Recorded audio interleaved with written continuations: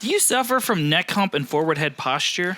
Well, if you do, we're going to show you how this device can mobilize the spine, get your posture up tall, straight, and looking good again. So neck hump is often located in the C7 to T1 vertebrae where I'm pointing and Brad is pointing right there. Why is this happening, Brad? Well, when people sit or stand or have poor posture, head forward posture particularly, then these vertebrae actually can get misaligned and they start to stretch and they get stretched out of shape, forming the hump, and they actually, you think about it as being rusted or permanently, we call it contracted in the therapy world. We need to break this up and loosen it so that we can get the vertebra back in position where they belong, getting you in good posture and getting some good movement there. That was a mouthful.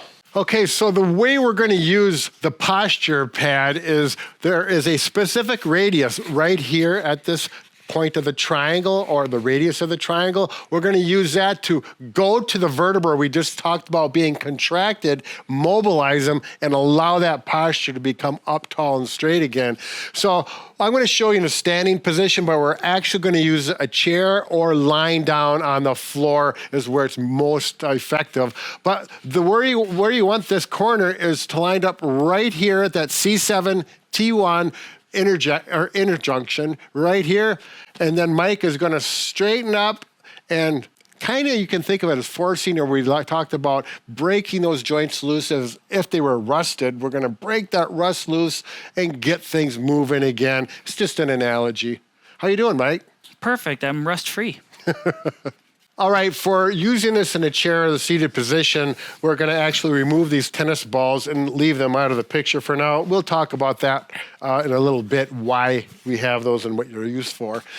So in a nice firm chair, this will work on a soft chair, but a firm chair is the best. You put it in just like so, and you have to adjust the height of it according to where the neck hump is located. Because of your height of the chair, everything is going to be a little different, so you need to adjust and get it to the right position. Mike, can you talk about that? So first, I'm just going to sit here. So if my neck hump is roughly in that C7 region we talked about. Now what you want to do is you can start simple by just trying to sit upright. Some of you may be rounded this far over. Try to get upright first and actually work into bringing your head behind the posture pad. If this seems hard, a simple way you can do it if you have good shoulders is just lift your arms up above head, kind of like a hallelujah stretch, and I'm really arching back, breaking that rust off in the hinge area.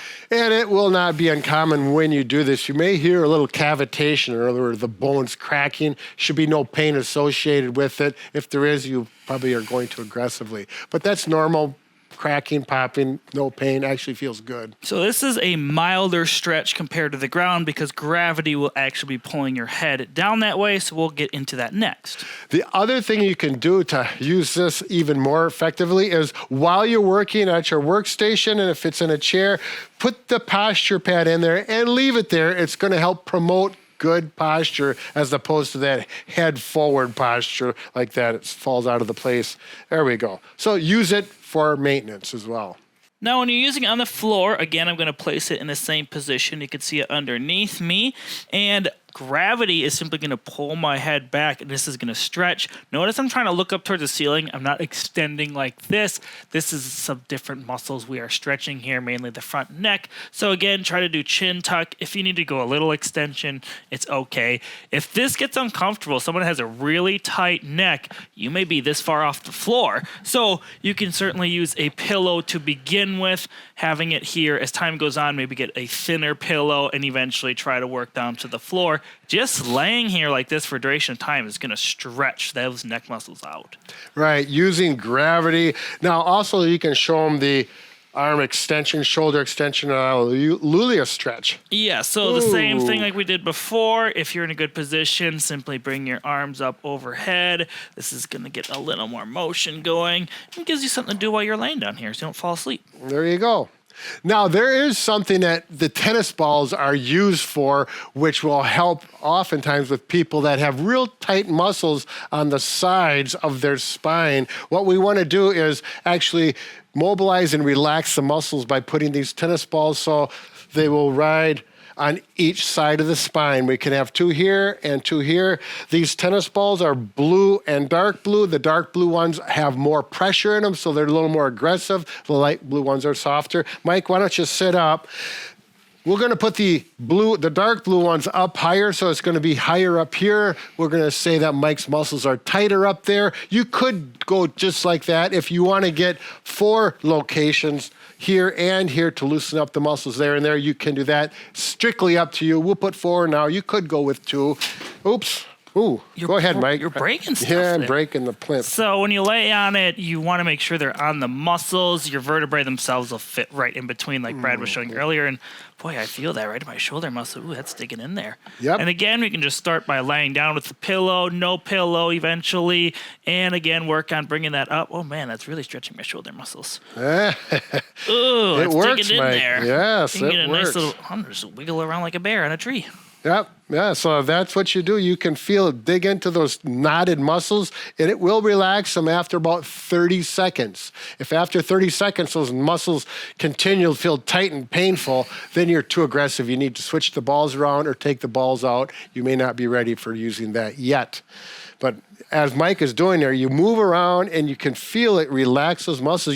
Mike is feeling better already, aren't you? I am. I mean, mine's more of a shoulder blade muscle it's getting in because I don't have a neck hump, but it works for numerous areas. Yep, it does. It's Multifunctional? There you go. Facet, functional, whatever. All right.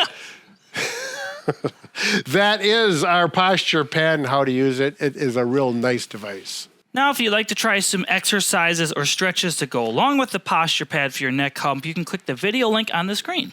That's right. Those are for the people who really want to do the extra mile. Go for it. 2 miles. Bob and Brad, the 2 most famous physical therapists on the internet.